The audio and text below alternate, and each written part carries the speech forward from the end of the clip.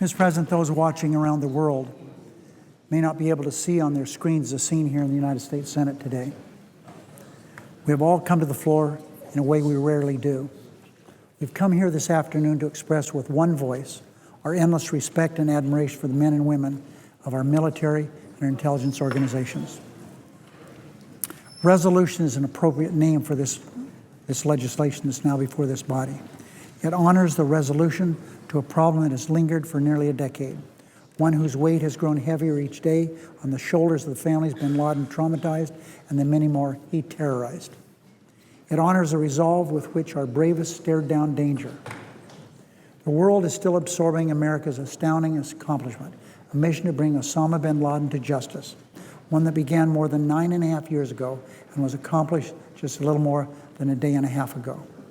9.5 years after the worst morning in our memory, we woke up yesterday morning to a world without Osama bin Laden and with a palpable sense of justice.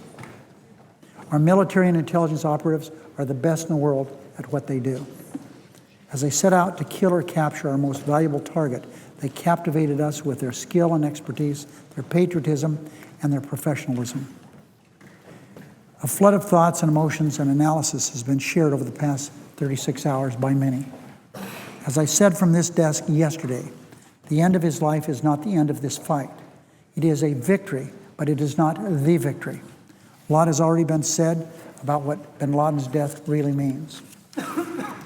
So before we vote on this resolution, I want to speak only briefly about the American men and women who carried out this critical, successful mission, a mission that was historically significant and tactically stunning. Osama bin Laden was the most wanted and most hunted man in the entire world. His was the face of our enemy and the face of evil. There were few faces more recognizable to the American people and to the citizens of the world. Those who carried out the Commander-in-Chief's orders this weekend could not be more different. The world doesn't know their names. We wouldn't recognize them if we passed them on the street today. And that's exactly how they would want it. This is the newest proud page and long story of the American hero, the unknown soldiers, the unsung saviors who sacrificed for our country's flag and their countrymen's freedom. They don't ask for recognition, and they don't ask questions. They just answer the nation when it calls. Today, the Senate stands in awe of the countless men and women who have toiled in obscurity in the field in every corner of the world. Professionals who gather one small shred of evidence here, unearth another clue there, pursue another lead somewhere else.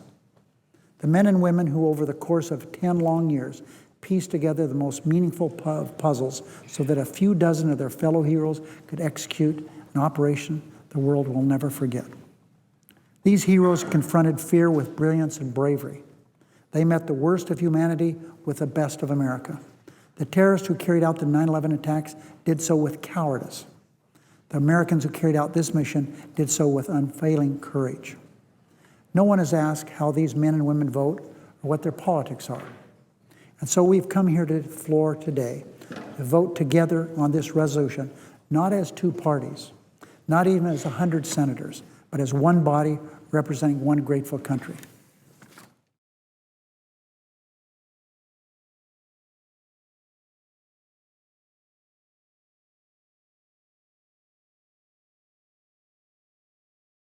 Any senators wishing to vote or to change their vote?